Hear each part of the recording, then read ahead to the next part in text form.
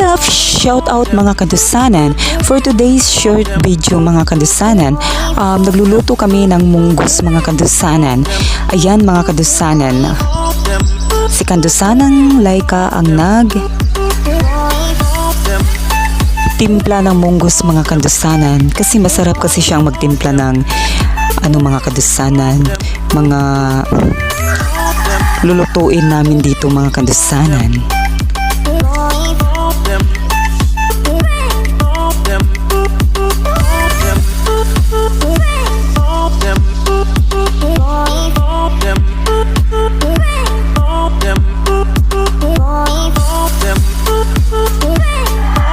Thank you for watching mga kadusanan. Huwag kalimutang mag-subscribe sa aming YouTube channel, Like a Burn Ani Noon. Thank you so much.